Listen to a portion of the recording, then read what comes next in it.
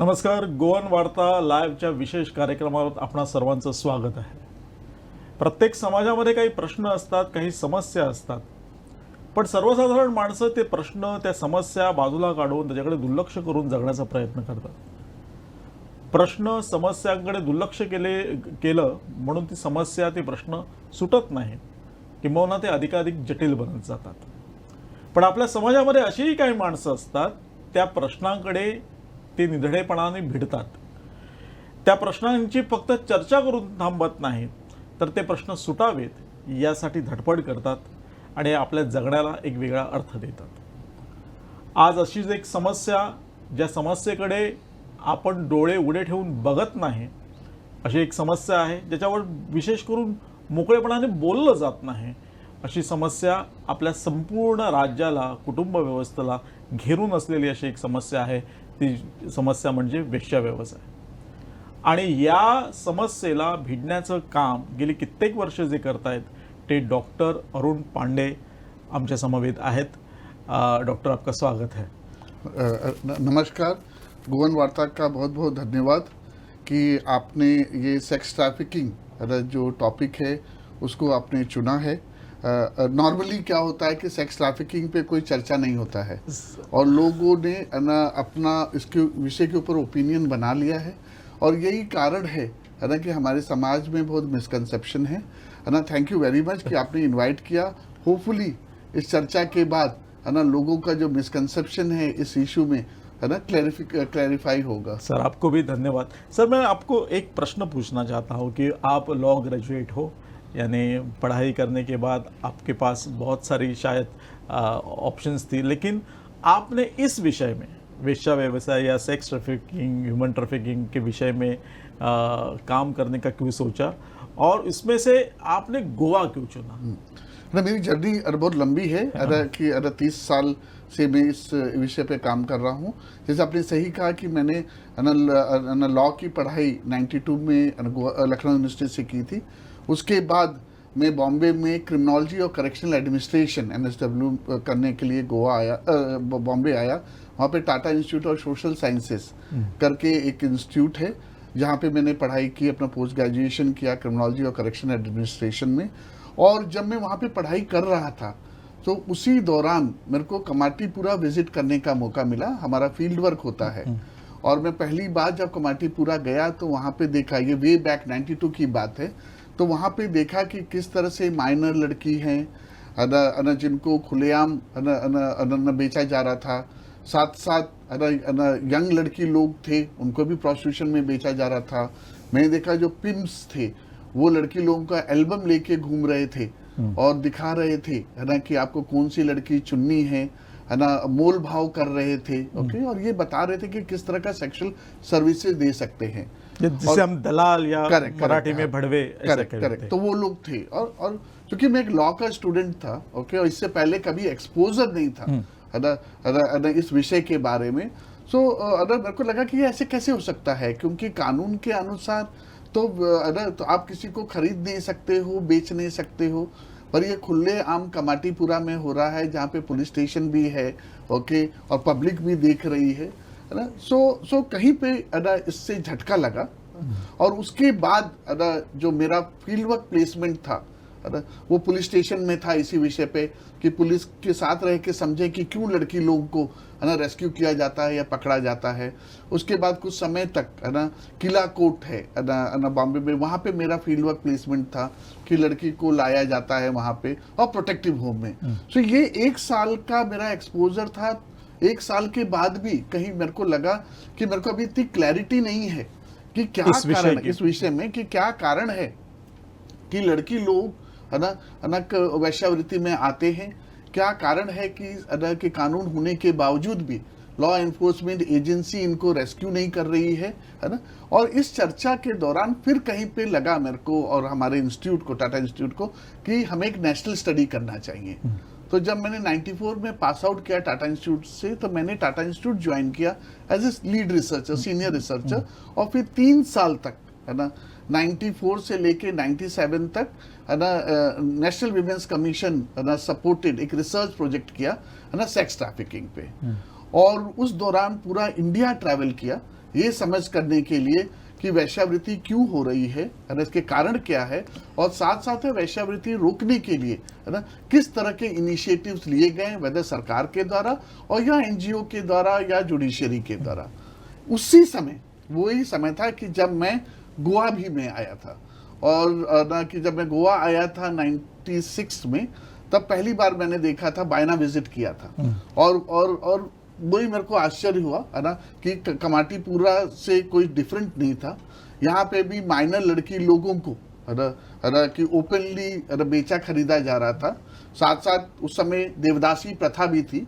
जो कर्नाटक के लोग थे है ना, स्पेशली है ना नॉर्थ कर्नाटका के लोग है ना, कि वो लोग बायना एरिया में रहते थे, स्लम एरिया में, और उनकी लड़की लोगों को डेडिकेट करके प्रोस्टिट्यूशन में डाला जाता था है ना, और साथ साथ फोर्स प्रोस्टिट्यूशन भी उस समय बहुत चल रहा था। सो ये स्टडी करने के बाद, खत्म करने के बाद ओके, तो हम लोग एक मॉडल लेके आए, स्टडी का जो था रिकमेंडेशन वगैरह था वो आया था, और कहीं पे मेरे को लगा कि ये रिकमेंडेशन सिर्फ सरकार को जमा कर देने से कुछ नहीं होगा। मेरे को लगा कि हमने एक मॉडल बनाया था स्टडी के बारे में, मॉडल ऑफ इंटरवेंशन। मेरे को लगा कि हमें जाके कहीं पे इसको इंटरवेंशन करना पड़ेगा है ना, नहीं तो वो एकेडमिक एक्सरसाइज ही हो जाती है। और उसके बाद 97 के बाद 98 में हमने गोवा को चुना, बायना रेड लाइट एरिया को, वो जो मॉडल हमने बनाया था इंटरवेंशन का, जो कि जिससे हमें लगा कि उससे है ना प्रोस्टिट्यूशन को कंट्रोल किया जा सकता है ना, और कुछ जो जो जो जो कस्टम्स हैं, प्रैक्टिसेस हैं, जैसे देवदासी या कम्युनिटी बेस, उनको कंप्लीटली इरेडिकेट किया जा सकता है। उस विचार से 98 में 2 अक्टूबर 1998 में हमने बायना रेड लाइट एरिया में काम शुरू किया। आपने अर्ज यह संस्था स्थापन किया और आप उसके संस्थापक रहे हैं। बहुत बड़ा काम है। जो मेरे पास किताब है ब्यूटीफुल वुमन, वो अंग्रेजी में लिखी है, मराठी में उसका अनुवाद है। डॉक्टर रुपेश पाटकर ने अर्ज मधले दिवस ये मराठी किताब लिखी है, और आपका काम जो है वो उन्होंने बहुत बारीकाई से बताया है। सर, मुझे आपको एक प्रश्न पूछना था कि एक तो वेश्यावृत्ति ये तो आज या कल का प्रश्न नहीं है, बहुत पुराने महाभारत काल से यह चला आ रहा है।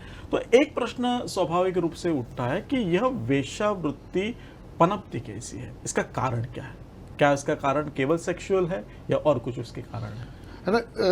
जैसे एक तो कारण अगर आप देखने जाए तो जो हमारी समझ के अनुसार है, एक डिमांड है, ओके है ना, सेक्सुअल एक्टिविटी के लिए डिमांड है, और लोग इस सेक्सुअल एक्टिविटी के लिए पैसा देने के लिए तैयार हैं। चूंकि डिमांड है ना, तो एक मार्केट भी स्टैब्लिश हो गया है, और चूंकि मार्केट स्टैब्लिश हो गया है, इसलिए सप्लाई है ना इन लड़की लोग और बच्चे लोगों का होते आ रहा है ना। सो कहीं पे समझना पड़ेगा कि जो ये महिलाएं और बच्चे लोग वेश्यावृत्ति में हैं, वो एक तरह से कमोडिटी है ना, और जिनको कि चूंकि मार्केट में इसका डिमांड है ना, इसलिए इन कमोडिटी को है ना कई जगह से सप्लाई किया जा सकता है, ट्रैफिक किया जाता है, एक्सप्लॉइट किया जाता है, और फिर जो ये मार्केट चला रहे हैं है ना, उससे वो बेनिफिट होता है। हमारा ये मानना है कि ये जो वेश्यावृत्ति है ना, डेफिनेटली कई लोग कहते हैं कि सबसे पुराना ऑक्यूपेशन है। हमारे एक्सपीरियंस के अनुसार ये one of the oldest form of women और चिल्ड्रन का एक्सप्लॉयटेशन है। ओके, अब कारण क्या है इसका? क्योंकि इतने सालों से चला आ रहा है ना, सदियों से चला। आपने सही कहा कि अलग अलग थे है ना, तमाशा होता था है ना, तवायफ सिस्टम था है ना, देवदासी प्रथा थी। तो कई सदियों से चला आया है ना, मुगलों के ज़माने में, राजाओं के ज़माने में। आप हिस्ट्री देखेंगे, सही कहा आपने, हमेशा कहीं ना कहीं इसका मेंशन रहा है ना। ये हमें समझना जरूरी है कि कहीं पे लोगों ने इसको जो समझ किया है ना, वहाँ पे प्रॉब्लम हो रहा है। हम अपने जब हम काम करते हैं है ना, तो हमने देखा है कि दो स्कूल ऑफ थॉट है, दो तरह से लोग सोचते हैं। एक स्कूल ऑफ थॉट है जो इसको सोशल प्रॉब्लम की तरह देखता है, ओके है ना। उनको ये लगता है कि कुछ महिलाएं हैं जो कि गरीब हैं, महिलाएं या बच्चे जो गरीब हैं, ओके, या अनवेड मदर्स हैं, ऑर्फन्स हैं, ओके, या कहीं पे अन्ना कि नेचुरल डिजास्टर आया है, पॉवर्टी है, और ये जो लोग हैं वो अपने सर्वाइवल के लिए है ना कॉमर्शियल सेक्सुअल एक्टिविटी में आ जाते हैं, ठीक है। जो दूसरा स्कूल ऑफ थॉट है, उनका ये सोच है कि हाँ, हमारे समाज में वल्नरेबल लोग हैं, पर कुछ लोग हैं, है ना, जो कि वेरी ऑर्गेनाइज्ड वे में अपने बेनिफिट के लिए इन लोगों का फायदा उठाते हैं, वल्नरेबल लोगों का फायदा उठाते हैं और उन्हें एक्सप्लॉइट करते हैं अपने फाइनेंशियल बेनिफिट के लिए। सही। अब ये जो दो स्कूल ऑफ थॉट है, ये अदर इनका कंप्लीटली अपोजिट विचार है, और साथ साथ इन लोगों का वेश्यावृत्ति को देखने का सोच अलग है और साथ साथ इंटरवेंशन अलग है। सही। जैसे जो सोशल वाले हैं उनको लगता है कि अब चलने दीजिए, गरीबी है, अगर लड़कियां ये धंधा नहीं करेंगी तो उनका घर कैसे चलेगा, या उनको लगता है कि ये लड़कियां हैं जो न्यूसेंस क्रिएट करती हैं, क्योंकि ये अपने आप आई हैं तो इनको पुलिस को पकड़ के जेल में डाल देना चाहिए, इनका रिहैबिलिटेशन नहीं करना चाहिए, तो वो कहीं पे लड़की लोगों को, है ना, या जो वेश्यावृत्ति में है उनको ब्लेम करते हैं। जो दूसरा स्कूल ऑफ थॉट है, जो ऑर्गेनाइज क्राइम इसको समझता है, उनका ये कहने का कि कहीं पे स्टेट फेल हो गया है, मतलब सरकार या एनजीओ जो सर्विस प्रोवाइडर हैं वो फेल हुए हैं उन लोगों को बचाने में जो कि वल्नरेबल हैं, जो ऑर्फन थे, उनको रोकना सरकार का काम है या एनजीओ का काम है। हम लोग नहीं बचा पाए, इसीलिए किसी ने उसका फायदा उठा के और उसको कॉमर्शियल सेक्सुअल एक्टिविटी के लिए इन्वॉल्व करके अपना फायदा कमा रहा है। तो इसीलिए जरूरी है कि हमें ऐसे लोगों को रेस्क्यू करना चाहिए, जो लोग इनको एक्सप्लॉइट कर रहे हैं उनको पकड़ के जेल में डालना चाहिए और इन लोगों को रिहैबिलिटेट करना चाहिए, है ना। तो ये जो मेजर डिफरेंस है। बट अनफॉर्चुनेटली क्या होता है कि हमारे समाज में जो ज्यादातर लोग हैं वो उसे सोशल प्रॉब्लम की तरह देखते हैं। And what is also dangerous is कि स्पेशली लॉ एनफोर्समेंट एजेंसी वो भी इसे सोशल प्रॉब्लम की तरह देखती है, वो इसे ऑर्गेनाइज क्राइम की तरह नहीं देखती है। और यही कारण है कि अगर हम देखने जाएं कि हमारा अभी जो रूटर्स करके एक संस्था है, उन्होंने एक इनफॉर्मल सर्वे किया था, उसके अराउंड 20 मिलियन लोग हैं जो कि कॉमर्शियल सेक्सुअल एक्टिविटी में इंडिया में हैं। और अगर हम देखने जाए तो NCRB, national crime records bureau का 2020 का अगर हम स्टैटिस्टिक देखें, सो अराउंड 1450 लड़कियां ही रेस्क्यू हुई हैं। तो आप बोलेंगे प्रॉब्लम इतना बड़ा है, 20 मिलियन के करीबन लड़कियां हैं, पर इतनी संख्या में क्यों लोग ये रेस्क्यू, इतनी कम क्यों रेस्क्यू हुए हैं? तो इसका ये कारण है कि जिस तरह से, है ना, जो लॉ एनफोर्समेंट एजेंसी है, जिनको कानून को इंप्लीमेंट करने का है, जिनको इनको रेस्क्यू करने का है ना, वो कहीं पे सोशल प्रॉब्लम की तरह देखती है। सर, इसी संदर्भ में मुझे आपको एक प्रश्न पूछना था कि एक तो जो लोग इस प्रोस्टिट्यूशन में होते हैं उनका मानसिक शोषण तो, शारीरिक शोषण तो होता है, लेकिन बहुत हद तक मानसिक शोषण भी होता है। तो जब वो प्रोस्टिट्यूशन करती है या उसके बाद वो रिहेबिलिट आप जब उन्हें करते हैं, तो वो किस दौर से गुजरती है? क्या वो अपनी जो नॉर्मल जिंदगी है वो जी पाती है, और उनके बच्चों पर क्या बीतती है? आपका बहुत ही अच्छा सवाल है ना। कहीं पे हमें ये समझना पड़ेगा कि large population of the girls और जो है विमेन, है ना, जो आज वैश्यावृत्ति में है ना, वो उनकी जो एंट्री हुई है वो 16 साल से कम उम्र में हुई है। मतलब जब वो माइनर थे, है ना, तब कॉमर्शियल सेक्सुअल एक्टिविटी में उनका ट्रैफिकिंग हुआ है, सेक्स ट्रैफिकिंग हुआ है। हमारी जो स्टैटिस्टिक्स है ना, उसके अनुसार करीबन 68% थे जो कि 16 साल के कम उम्र में आए हैं। मैं ये इसलिए बता रहा हूं कि जब उनका शरीर डेवलप नहीं हुआ है सेक्सुअल एक्टिविटी के लिए, तभी उसको ट्रैफिक किया जाता है, और फिर उसके बाद, है ना, उसका कॉमर्शियल सेक्सुअल एक्सप्लॉयटेशन शुरू होता है इतनी कम उम्र में। ओके, आपने सही कहा है कि उसका न केवल फिजिकल अब्यूज होता है, फिजिकल इम्पैक्ट है उसके ऊपर, बस है ना साइकोलॉजिकल इम्पैक्ट है। They face a lot of mental health issue, चाहे उनका एंग्जाइटी हो, डिप्रेशन हो, सुसाइडल टेंडेंसी हो, है ना, ये सब कई चीजें उनके साथ होती है। बट नेचुरल है कि अगर आपके किसी व्यक्ति के साथ 8 से 10 कस्टमर, है ना, हर रोज आके अगर सेक्स करेंगे, है ना, तो बट नेचुरल है आपके फिजिकल और मेंटल हेल्थ पे असर पड़ेगा। ओके, और ये ऑल्सो डिपेंड करता है कि कितना इम्पैक्ट होता है, that depends upon how long you have been exploited. Okay, so ये एक बहुत ही इंपॉर्टेंट चीज है ना। हम तो ये मानते हैं कि जो विक्टिम है ना, जो कि कॉमर्शियल सेक्सुअल एक्टिविटी की विक्टिम है, वो एक गाड़ी की तरह है कि जो कि बड़े पहाड़ से नीचे गिर गई है। ओके, और उसको अगर सड़क पे लाने का है तो जरूरी है कि उसके लिए उतने प्रोफेशनल, है ना, टेक्नीशियन हो कि जो कि वो गाड़ी को रिपेयर करके और सड़क पे खड़ा करे। ओके, अनफॉर्चुनेटली जब हम इन विक्टिम्स की बात करते हैं तो उस तरह की सर्विसेज अवेलेबल नहीं है ना। हमें ये समझना पड़ेगा कि जब अगर लड़की है ना वेश्यावृत्ति में है तो उसके साथ क्या होता है ना। डेफिनेटली 9 से 10 कस्टमर आते हैं, और ये 9 से 10 कस्टमर कौन है? ये वो है जिनको साइकोलॉजिकल प्रॉब्लम है या फिजिकल प्रॉब्लम है या सेक्सुअल प्रॉब्लम है। Okay, so they come and they commit violence. तो वो एक वो चीज होता है। ये जो लड़की लोग हैं प्रोस्टिट्यूशन में रहने की वजह से देर से सोना, देर से उठना, कई लोगों को फोर्सिबली वो एडिक्ट भी बन जाते हैं। ओके, तो इस सिचुएशन में अगर हम देखने चाहें तो वो नॉर्मल नहीं है। सही है ना। और साथ ही साथ जिस तरह से समाज भी उनको देखता है, स्टिग्मा इतना अटैच्ड है, वो भी जानते हैं कि हम लोग रंडी हैं। ओके, और फिर हमें समाज एक्सेप्ट नहीं करने वाला है। ओके, सो ये सब चैलेंजेस हैं, और इन सब चैलेंजेस में डेफिनेटली रिहैबिलिटेशन बहुत ही डिफिकल्ट हो जाता है। ओके, क्योंकि एक है ना कि कहाँ पे सर्विसेज है, उस तरह की जो प्रोफेशनल सर्विसेज चाहिए, काउंसलिंग की, साइकाइट्रिक की, लाइवलीहुड की, शेल्टर की, है ना, वो एब्सेंट है। ओके और एज जैसे आपने कह रहे थे, सही कह रहे थे कि न केवल औरत के ऊपर, पर इसका इम्पैक्ट सेकंड जनरेशन पे भी होता है, जिनके उनके बच्चों के ऊपर होता है, चाहे वो लड़का हो चाहे लड़की हो।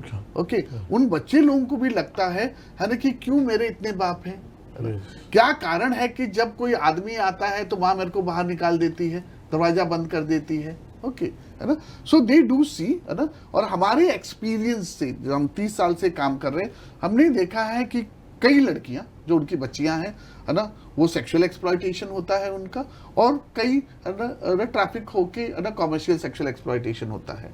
साथ साथ लड़के लोगों का देखा है, they get into addiction, they get into crime, है ना, कि और इसका कारण ये है कि माँ का वेश्यावृत्ति में होना। ओके ओके जो डॉक्टर रूपेश पाटकर ने किताब लिखी है, उन्होंने एक प्रसंग ऐसा लिखा है कि कोई एक ड्राइवर ने उसे पूछा था कि अगर आपकी माँ रंडी है तो आपको कैसा लगेगा। तो डॉक्टर साहब बहुत हड़बड़ा गए, लेकिन उन्होंने कहा कि यही से मैं बचपन से सुनता आ रहा हूँ कि मेरी माँ रंडी है। तो उसके सेल्फ एस्टीम पर बहुत बड़ा बुरा असर शायद होता होगा। आपको क्या लगता है? ये बिल्कुल ही सही है ना, कि रुपेश पाटकर जी तो खुद ही साइकाइट्रिस्ट है। ओके, है ना, और उन्होंने बहुत समय तक काम किया और उन्हें खुद ही रियलाइज हुआ है ना कि इसका जो इम्पैक्ट होता है ना, सिर्फ जो औरतें धंधे में हैं उन्हीं पे नहीं होता है। ओके, पर उनके बच्चों पे भी होता है, और उनके बच्चे लोगों का भी रिहैबिलिटेशन बहुत ही चैलेंजिंग है। ओके, उनके ऊपर भी मेंटल हेल्थ इश्यूज है और बहुत ही चैलेंजिंग होता है। सो हमें ये समझना पड़ेगा कि वेश्यावृत्ति है ना को, जिसमें अंदर हम उसको रंडी कह के और उसी को ब्लेम करते हैं, हमें ये समझना पड़ेगा एक्चुअली वो विक्टिम है, और ना वो केवल वो विक्टिम है, बस उसके बच्चे लोग भी विक्टिम है। ओके, और ये सेकंड या थर्ड जनरेशन तक ये चलता है। ओके सर, बहुत सालों पहले गोवा में बायना बस्ती थी, उसके बाद वो बुलडोज़र निकाल कर उसको तहस किया। तो एक तो बात है कि वो समाप्त करने के बाद वेश्यावृत्ति नहीं समाप्त हुई, आज का उसका स्वरूप बहुत ही बदल गया है। लेकिन पहले तो एक ज़माने में किसी जगह बस्ती होती थी, लेकिन आज ऑनलाइन के ज़माने में हर जगह कहाँ कुछ होता है हमें पता ही नहीं चलता। और हमें सुनने को आया है कि पुरुष वेश्यावृत्ति भी बढ़ गई है, या पुरुष भी वेश्या है। तो आज पहले के ज़माने में 20-25 साल पहले और आज के ज़माने में इसका स्वरूप किस प्रकार से बदला है? हाँ, कि आपने सही कहा कि पहले जब बायना था तो एक ऑर्गेनाइज रेड लाइट एरिया था, जहाँ पे जिसको भी लड़की चाहिए थी वो वहाँ पे विजिट करता था। ओके, बायना जाने के बाद हमने डिमांड एड्रेस नहीं किया, हमने वो सप्लाई एड्रेस किया कि जो वहाँ पे थे उनको वहाँ से भगा दिया। ओके, जो लोग अगर कि इसको चला रहे थे और जो लोग डिमांड क्रिएट करते हैं, जो डिमांड कौन क्रिएट करता है? क्लाइंट्स क्रिएट करते हैं, क्लाइंट्स के खिलाफ एक्शन नहीं होता है। ओके, और ये पैट्रियार्की का एक हिस्सा है ना, जिसके अंदर हम लड़की को ब्लेम करते हैं प्रोस्टिट्यूशन में होने के लिए, पर क्लाइंट जिसके कारण ये पूरा बाजार चल रहा है ना, उसको हम क्रिटिसाइज नहीं करते हैं और ना उसके खिलाफ एक्शन लेते हैं, है ना। और इसका बेस्ट एग्जांपल ये है ना कि जो विमेन जो प्रोस्टिट्यूशन में हैं उनके लिए हमारे पास शब्द रंडी करके है ना, पर जो क्लाइंट्स हैं उनके लिए कोई है ना ऐसा कोई गलत शब्द नहीं है ना कि जो डीमीनिंग हो। तो वो है, डेफिनेटली आपका कहना सही है, डिमांड हमारे यहाँ बढ़ा हुआ है गोवा में, और उसकी वजह से है ना बायना के डिमोलिशन के बाद it spread in hotel, lodges, flats, bungalows में है। और अभी एक रिसेंट रेस्क्यू हुआ था जिसके अंदर सुपर स्टोर में भी कॉमर्शियल सेक्सुअल एक्टिविटी हो रहा है, क्राइम ब्रांच ने रेस्क्यू किया था, है ना। सो वो हो रहा है ना। पर डेफिनेटली जो मेन चैलेंजिंग है, जो आपने भी ये इशू उठाया है, वो है कि ऑफलाइन से ऑनलाइन होना। ऑनलाइन का मतलब ये है कि अब हम इंटरनेट के थ्रू करते हैं, है ना, जिसके अंदर इंटरनेट पे, है ना, लड़की लोगों का फोटो डालते हैं, पिन फोन नंबर डालते हैं, है ना, किस तरह की सेक्सुअल सर्विसेज प्रोवाइड कर सकते हैं और क्या रेट चल रहा है। ओके, है ना। इसके होने के वजह से क्या हो रहा है कि रीच बढ़ गया है ना, दोनों का।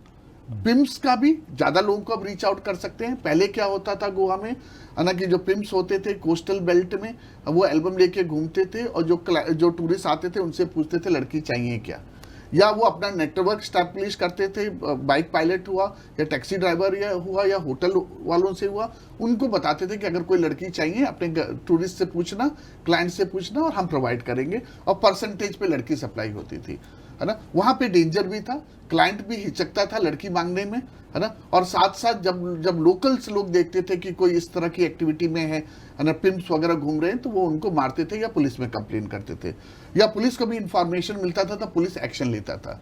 पर अब ये ऑनलाइन होने की वजह से बहुत ही चैलेंजिंग हो गया। एक, जैसे मैं कह रहा था कि रीच बढ़ गया है ना, कि आप सिर्फ फोन नंबर डाल दो और लड़की का फोटो डाल दो, अब कोई भी क्लाइंट चाहेगा वो आपको रीच आउट कर सकता है। ओके। और साथ ही साथ जो ट्रैफिकर्स हैं, है ना, वो फेसलेस हो गए हैं। सही है ना। सो इसके और एनोनिमिटी बढ़ी है ना। अब आपको है ना कि किसी से पूछने की जरूरत नहीं है। सो क्लाइंट के लिए भी आसान हो गया, खोजने की जरूरत नहीं है, और पिम्प्स के लिए आसान हो गया, सॉलिसिटिंग नहीं करने की जरूरत है। रिस्क, है ना, एक्शन लेने के लिए, है ना, कम हो गया है। अब पुलिस के लिए और हमारे जैसे एनजीओ के लिए अब चैलेंजिंग हो गया है, है ना, इनको ट्रेस करना, इनके खिलाफ एक्शन लेने का। इसी संदर्भ में आपसे पूछना चाहता था कि इस पूरी व्यवस्था जो अभी बहुत ही उतनी जड़ें बनाई है, इस पूरी व्यवस्था के बारे में कानून क्या कहता है? कानून बहुत ही क्लियर है। ओके, है ना। एक तो है हमारे आर्टिकल 23, है ना, जो हमारे संविधान ही प्रोहिबिट करता है ट्रैफिकिंग को। ओके, सो इसका मतलब ये है कि जिन लोगों ने हमारा संविधान की रचना की, उन्होंने वही बहुत फोरसाइटेड थे, और उन्होंने उसी समय लगा कि हमें कहीं पे ट्रैफिकिंग को रोक लगाने की है। तो वो बहुत ही क्लियर है।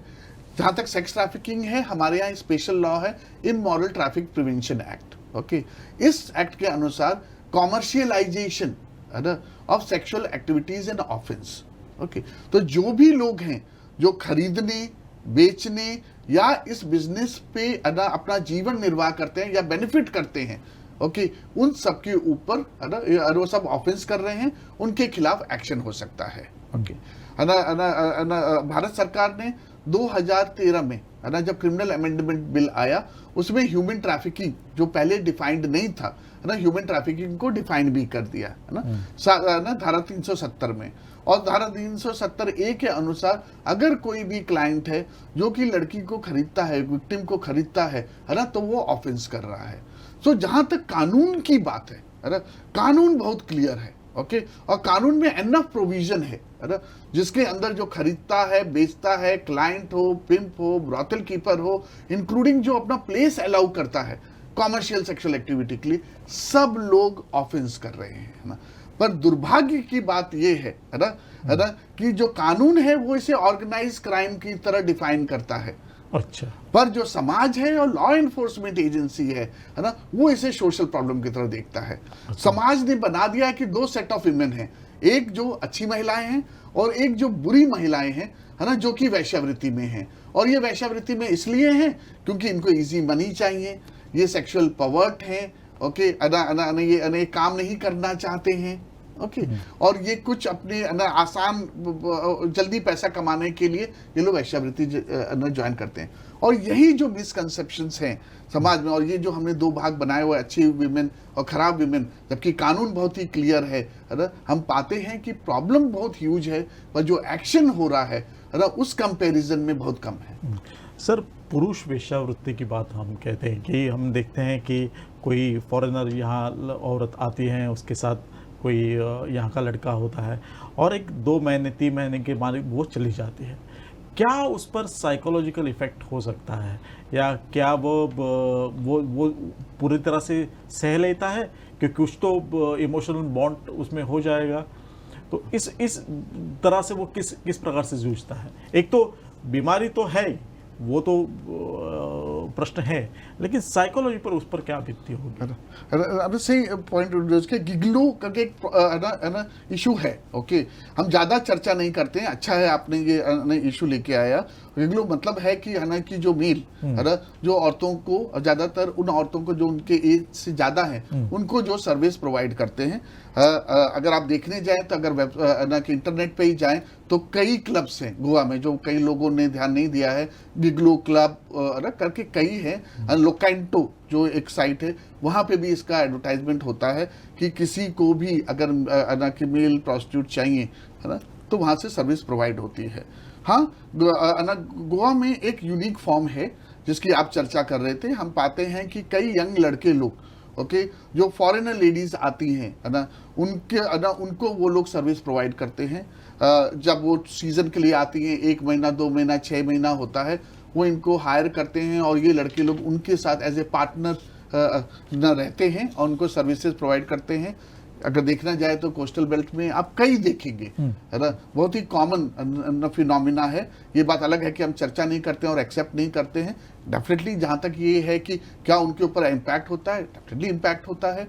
हमने पाया है कि कई जो ये जो है ना ये मेल है ना, जब लड़की जाती है चली जाती है तो उनके ऊपर मेंटल इश्यूज होते हैं। कई लोग ड्रग्स में हैं, कई लोग एडिक्शन में हैं।